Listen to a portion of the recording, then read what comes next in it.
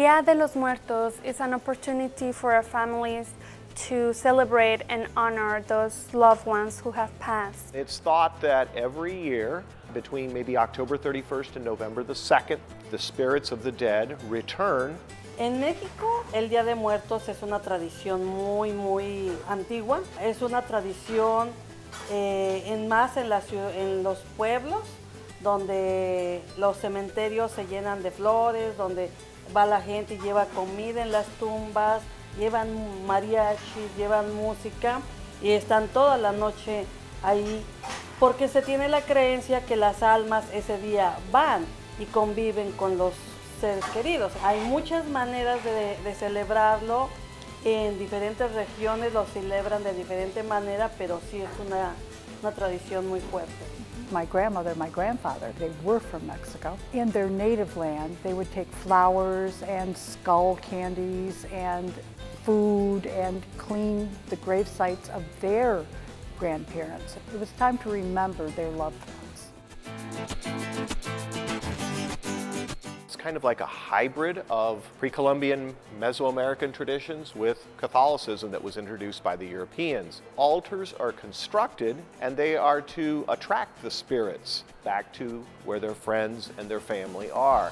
The altars are very customized to the person they want to honor, but there are different items that do symbolize the same thing for every altar. The different papers that symbolize it, the spirit can come through it, the candles, the flowers. You will see the food items and maybe drinks and objects that are to the subject of that person. You often find calaveras de azúcar, and these are skulls made out of sugar. These skulls oftentimes are depicted with a smile on their face, or they are laughing, and they're to remind us that while we are alive, we should try to enjoy life.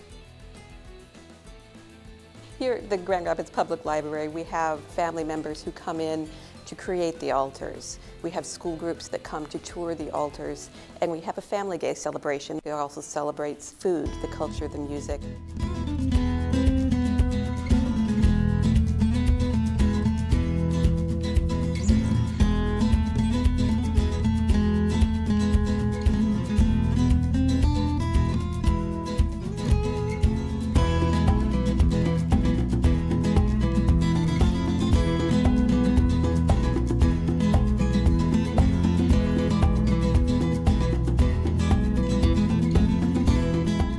Having Dia de los Muertos exposes a festival, a holiday that perhaps the community at large does not get to experience. It's an access point for people who might not otherwise interact with people who aren't like them. Here in our community, going to the library means that you're going to learn, that you're going to explore, that you can make friends, that you can enjoy and have an experience. By being able to experience this, it might be something that was just created last week, but the ideas and the meanings of the various elements of the altars go back centuries. And so this is a way to experience time travel.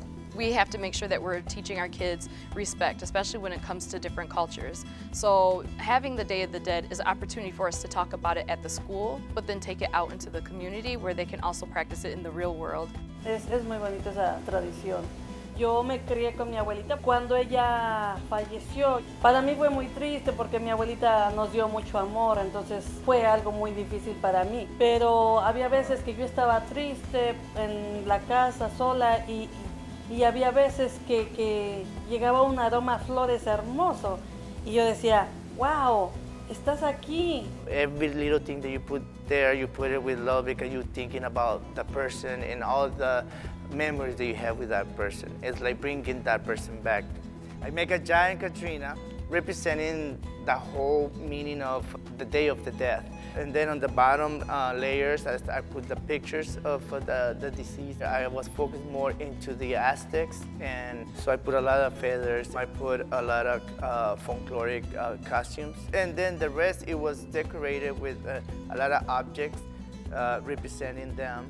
Prior to putting up an altar at the Grand Rapids Public Library, I would make small altars at home on Day of the Dead in honor of my son Noah, who died when he was 17. Noah's altar, it's a little bit whimsical, it's a little bit religious. I try to keep it more toward my own personal culture. celebrate those things that you see. And when you see something that you like, take a moment and reflect on why you like it, or somebody in your life who has passed away. Be accepting and ask questions. Try to learn more. It could help you learn more about yourself. Consider the fact that there are other ways to do things, and that this is one of them. There was one that it had a lot of stuff that I liked. It also kind of expressed myself. It just kind of made me feel connected with that person. It reminded me of the people who died in my family. Like it'd been cool for me to put stuff down on there about my family too. There was few members of my family that have passed away, and friends, and seeing all that other people did for their family, for them, it probably been hard, but we need to go on with our lives and also keep them in our memories.